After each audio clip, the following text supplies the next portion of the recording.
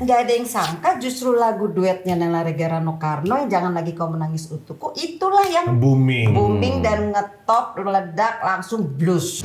Lupakanlah semuanya, lupakanlah segalanya, aku rela demi itu kebahagiaanmu. Diva, wow! Adegannya ceritanya kayak dilempar sama hantu gitu, mental gitu, tapi terbang gitu kan, dan itu pakai sling kayak diikat, Oh iya. terus muter-muter terbang gitu ya. Ke belakang. Iya mamanya jantung. Iya. Ya Allah bang, untuk mama nggak ikut, kalau mama ikut mama nggak kasih kan begitu. Ya Allah. Kira-kira nanti menantunya mau yang gimana sih Tante?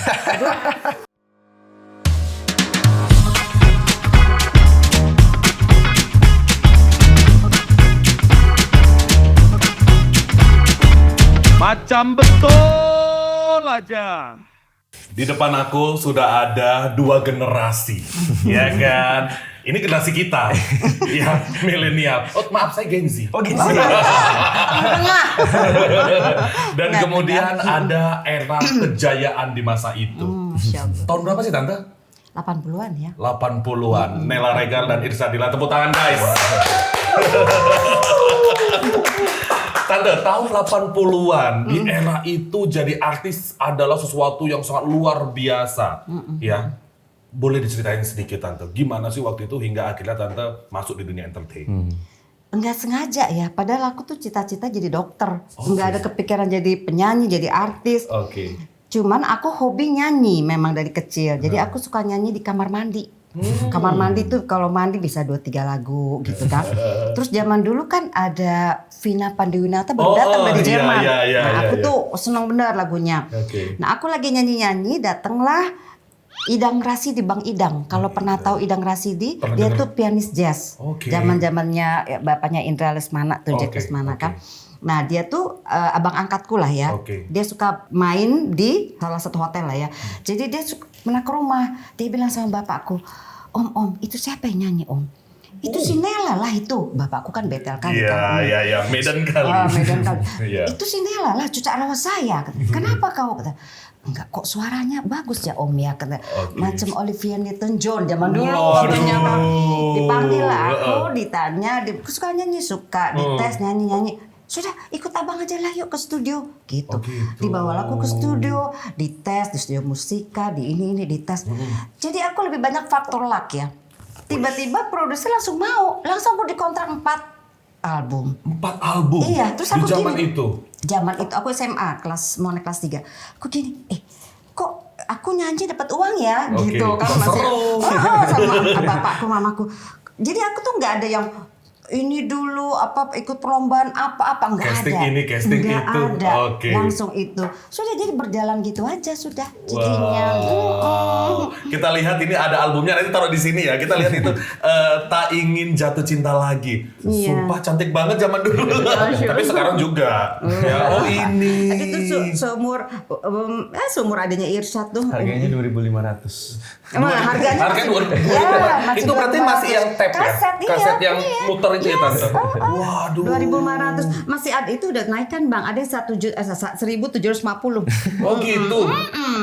Oke, dan kemudian bisa duet sama Rano Karno juga. Ya itu juga nggak sengaja. Itu gimana? Legend loh. Mas Rano itu satu SMA sama almarhum abangku, kan SMA 6. Dia pun nggak tahu aku adiknya, gitu kan. Terus tiba-tiba produser kita nih kan Mas Rano udah duet dengan Paramita, udah gong lah ya, udah santer. Saat itu ada lagu, tiba-tiba produser Mas Rano ketemuin produser aku, dia bilang itu sama Nela dong, karena waktu itu Nela Regar baru lagi ini kan pasar merahnya kan, pasar merah. Coba kayaknya kita kawinkan deh, gitu suaranya. Dicoba, kawin suaranya gitu kata menurut mereka nih kan produser kawin lah, udah yuk. Masuklah itu ke album 12 bintang apalah gitu ya. 12. Nggak ada yang sangka justru lagu duetnya Nela Rega Rano Karno yang Jangan Lagi Kau Menangis Untukku itulah yang booming dan ngetop, meledak, langsung blues. Dari situ. Jadi itu lagu pertama sama Om Rano itu. Duet. Tante waktu ngebom luar biasa pada saat itu dan memang medianya hanya ada kaset itu ya pada waktu itu. Radio udah ada? Radio banyak. Radio Kita banyak, ininya karena memang radio. Kita kalau apa namanya? Promonya tuh pasti keliling Pasti Indonesia radio. Nah pada waktu itu ada kayak show-show gitu nggak sih? Oh, ada, kita sampai ke Singapura, Malaysia. Serius? Iya, sampai ke TV-TV sana. Itu kalau show tuh mobilnya Mama sama Om Rano kayak nggak bisa jalan, kubrok. Oh gitu, fansnya sampai kayak gitu ya? Iya. Wow, luar biasa. Karena zaman dulu ya. Iya, beda, vibes-nya itu beda. Karena ya. maksudnya karena memang di zaman itu saat pasti aku banyak yang lihat itu dia lebih ini nggak sih Tante? Orang lebih effort gitu ya. Iya. Karena nggak ada media lain. Betul, Nggak ada betul, media betul. lain, bener. Paling cuma apa sih kayak tabloid ya, Tabloid. Bintang apa dulu kan, itu nggak ada kayak sekarang kan banyak. Banyak kan. ya, semuanya bisa. Tapi waktu itu begitu aku udah rekaman, aku kan harus masuk dipromosin ke Andika Karya Safari, Selecta Pop zaman dulu kan. Nah untuk masuk itu kita harus tes dulu TVRI. Oh gitu. Harus, iya harus dulu. Wajah Kayak baru. casting nggak sih? Iya kita Oke. harus Audisi lah. Ya audisi, mesti lolos. Kalau nggak lolos kita nggak bisa ini promosi. Walaupun kita udah artis, walaupun udah penyanyi. Iya. Oh gitu. Kita nggak bisa. Jadi wajah baru dulu tuh aku. Wajah baru itu apa? Wajah baru tuh Acara. kita acara tapi kita live dengan waktu itu almarhum Yuman Darmansyah pakai keyboard. Oke. Kita nyanyi, udah lolos wajah baru, nada dan irama. Nada dan irama. Musik malam minggu, ya kan kayak dulu. Heeh. Itu udah semua kita lolos, baru tuh kita promoin kaset kita boleh. Oh Dari Karya gitu. Safari, Selecta Pop, iya gitu. Karena ibaratnya validasinya di situ dulu gitu ya. Tapi Irsa tahu nggak sih pada waktu itu mamanya artis? Pas aku kecil emang taunya Mama artis kan dari omongan orang-orang kan, dari teman-teman Mama. Aku tuh bener awalnya juga nggak percaya Mama tuh dulu artis. Ternyata baru ngeliat kaset segala macam, oh ternyata emang bener artis. Enggak, tunggu dulu. Mama dulu artis. Berarti sejak ada Irsyad udah nggak aktivitas di dunia. Aku itu Entertain. berhenti jadi vakum, jadi penyanyi sejak lahir dia. Ini anak kedua. Jadi Kenapa? anak pertama kakaknya, aku masih syuting tuh. Oke. Syuting Pariban dari Bandung waktu itu, Oh. ya kan? Aku syuting itu, pakai masih ada acara-acara syuting, masih show-show masih. Karena kakaknya dia kalau masih dari bayi sampai umur 2 tahunan, kalau aku bawa, dia seneng. Oke. Nah, Mama syuting di sini, aku taruh dia di hotel sama mbaknya, udah dia anteng. Oke. Mama Nah, kerja. Mama kerja Oke. gitu, nanti ini lagi. Begitu dia lahir, masih baik, masih bisa kan, belum ngerti kan. Begitu udah ngerti, ya mau umur setahun lah ya, 9 bulan, 10 bulan. Kalau aku mau pergi, Mama ya nangis. Jadi aku bawa dong. Tantrum, bayi tantrum. Iya, Ya. terus aku bawa, ya udah deh aku bawa. Anak kedua memang kayak gitu. Gitu ya. Oke, dibawa. Aku bawa ke studio udah nih kan.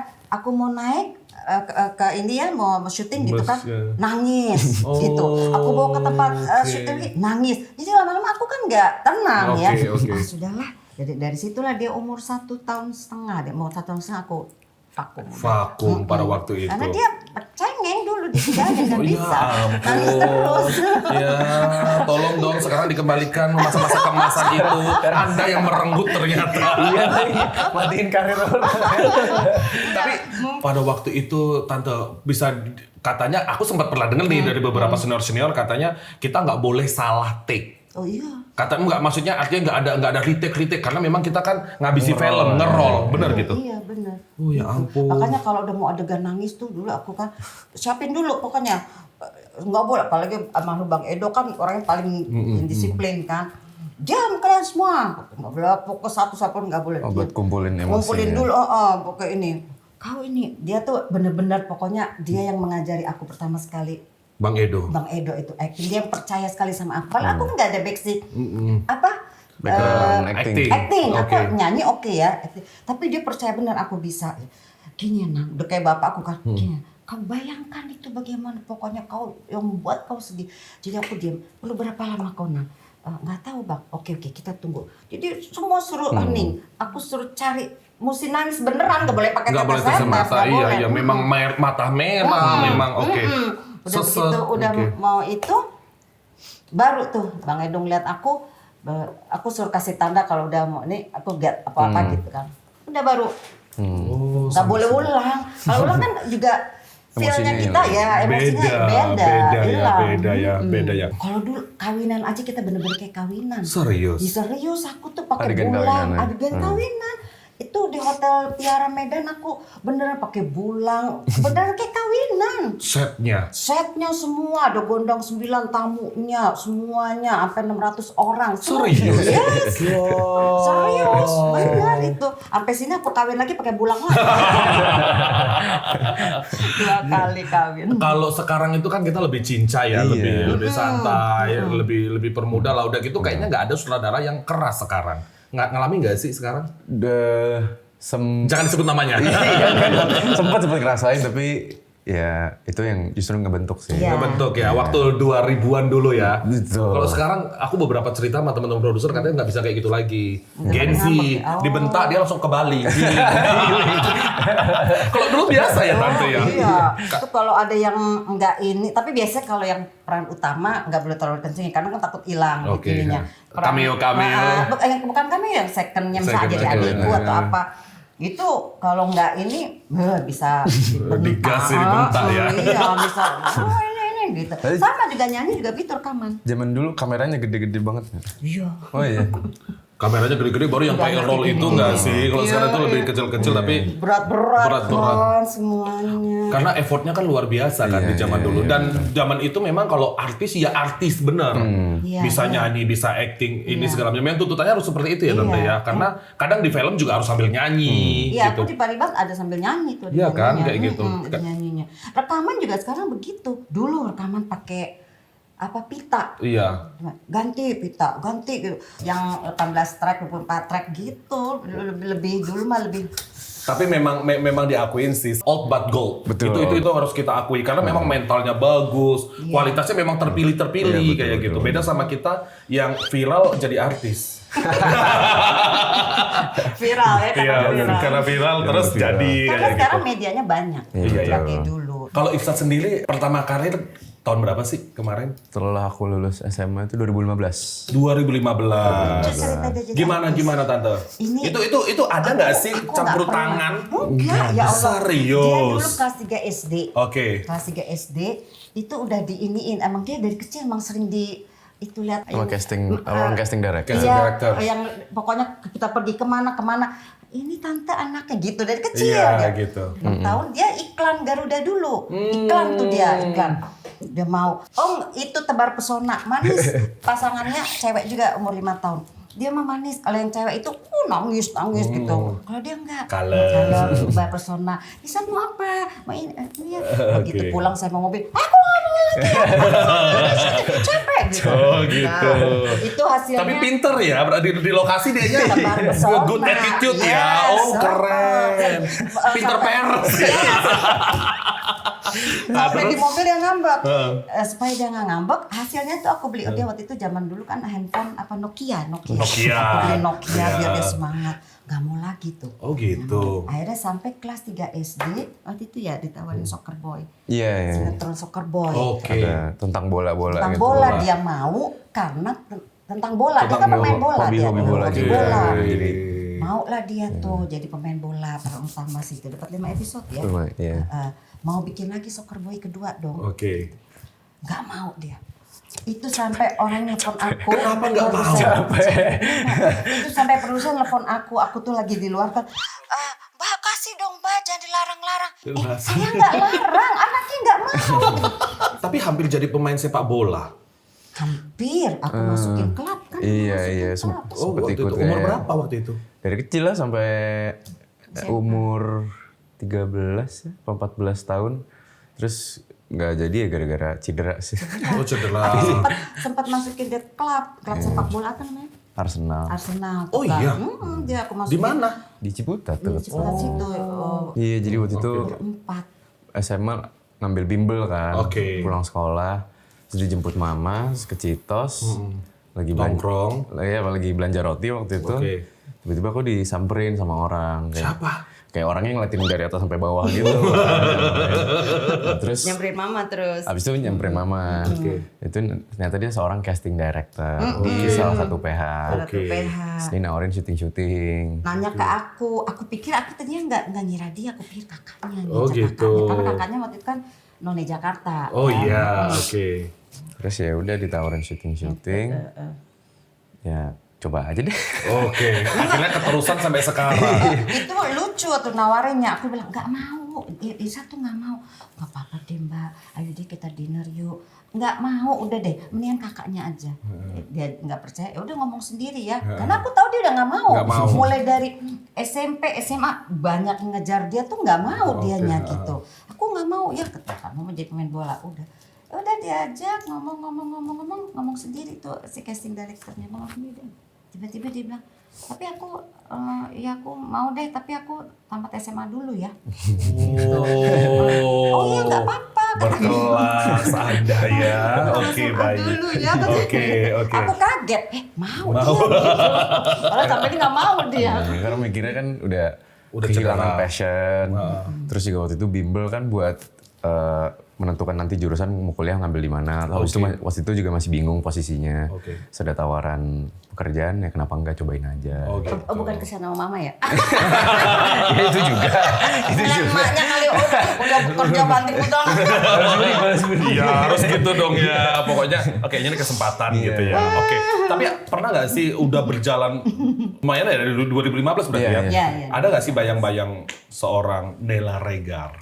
Bayang-bayang kalau misalkan dikenal kayak gitu sih iya. Cuma itu juga Beda ya. dan itu nggak mempengaruhi kemana-mana. Maksudnya tetap aku menjadi aku aja, syuting aja. Oke. Itu film horor waktu itu. Oke. Judulnya? Dread Out. Oke. Terus adegannya ceritanya kayak dilempar sama hantu gitu, mental gitu, tapi terbang gitu kan, dan itu pakai sling kayak diikat, Oh iya. terus muter-muter terbang gitu ya. Terus Ke itu- belakang. Ke belakang. Oh iya mamanya jantung. Pas aku lihat ininya, ya Allah bang untuk mama nggak ikut, kalau mama ikut mama nggak kasih kamu begitu. Ya Allah. Nggak pakai stuntman? Serius? Iya terus padahal katanya ditawarin stuntman dia nggak mau. Wah. Aku ngomong kan gitu. Ini laki sejati nih, laki. Tante, kita tuh Isa tuh luka soal apa cedera lututnya, takutnya kan gimana? Kenapa lagi? Iya kan nggak boleh lututnya jadi kan itu muter-muter gini plus gitu kan. Tante kita tuh udah sediain stuntman tante, tapi Isa tuh sendiri yang nolak. Alamak. Tapi kan udah ada workshopnya, udah latihan, Iya udah sih, diajarin tapi caranya takut gimana. apa muntah apa gitu ya. Iya sih. Satu muntah baru kita kan nggak tahu bisa jadi human error. Iya, Itulah Ih, yang amit-amit, aku takut. kayak gitu. Iya itu yang aku takut. Tapi mama ada nggak sih ngajarin kayak gimana cara mendalami peran kayak gitu ke Irsat, ada nggak sih? Sama angle-angle kan. Sama angle-angle ya, oke. Soalnya kan aku cuek kan. Karena kan suka cuek, abang mesti tahu angle yang bagus mana, dan kita angle yang bagus mana gitu. Dia kan suka cuek. Oke, tapi Irsat sempat kelas acting nggak sih, sekolah acting nggak sih? Sempet ngambil kursus. Sempat sebelum Sempet, Mas Haji. Oh, yang mama Iya. itu. Oh, gitu. Itu kan dari sana dari. Enggak, aku ngambil sendiri. ngobrol aja sendiri. Irsat apa sih peran yang pengen didalamin lagi ke depannya? Yang belum diperanin nih, apa nih? Pengen nyoba belajar bahasa daerah. Oh gitu. Kayaknya beta sonde NTT mungkin. Kayaknya nggak masuk deh kita. Itu Siapa tuh tahu. banyak dapatnya antagonis terus ya seringnya ya. Kurang lebih iya sih. Lebih sering antagonis dia. Oh gitu ya. Padahal aslinya dianya surgawi banget ya. Tante, udah 27 tahun nih. Iya. Ya kan. Nggak berasa. Kira-kira nanti menantunya mau yang gimana sih Tante? Aku mah terserah dia, yang penting pokoknya beriman ya, dekat sama Tuhan sama Allah, terus yang pinter, berdedikasi, Yang sayang sama keluarga juga. pasti itu harus, gitu kan. Ya itulah pokoknya. Wow. Nggak nuntut. Bisa kok. masak kalau bisa Iya, mah. itu. Bisa Karena masak. Tante suka masak? Aku Iya. bisa. Karena dia hobi makan. makan dan dia suka juga ke dapur. Oh gitu. Dia Karena senang. bondingnya sama mamanya Iya. bagus. Tante, dari semua lagu-lagu Tante dulu, yang paling berkesan yang mana? Ya, yang pertama sih yang pertama kali orang tahu Nela Regar tuh album kedua. Oke. Pesan Merah. Pesan merah. Sama yang itu Jangan Lagi Kau Menangis Untukku. Itu yang Om Rano. Yang Om Rano sama Om Rano. Pertama kali duet sama Rano Karno. Karena itu di luar dugaan booming. Tidak diduga lah pokoknya itu ya. Gitu. Berarti Mama duet cuma pernah sama Om Rano doang? Apa pernah sama yang lain? Sama Om Rano dong. Oh, berapa lagu waktu itu? Ada 7 single. Oh, 7. Iya, bentar lagi ya. Jadi aku yang interview. Lagi syuting bentar ya. Enggak, Manajer nelpon, pulang aja kau katanya kayak gitu. Orang itu ngobrol sendiri katanya gitu. Nyanyi dong sedikit. Bilang hitam kalau hitam, bilang putih kalau putih. Katakanlah sayang, bila kau sayang padaku. Lupakanlah semuanya, lupakanlah segalanya. Aku rela demi itu kebahagiaanmu. Diva, wow, luar biasa. Kangen. Serius. Dengar ya lagu itu? Sangat, Iya, kan? sangat benar lagu Cowoknya kan, itu. tiada lagi yang kau cari di sini. Itu cowoknya. Ampun, rupanya itu tante ya kan? Yoi, Serius. itu yang meledak. hitam kalau hitam, bilang putih kalau putih. Katakanlah sayang, bila kau sayang padaku. Wow. Gimana, Mas luar Ana? biasa. Oke? Gimana Mas Ana? Oke. Ya, Mbak Asanti gimana? Yes. Yes, oke, gue juga yes. Oke, langsung golden ticket. Macam betul. Aja ya ampun. Macam betul aja.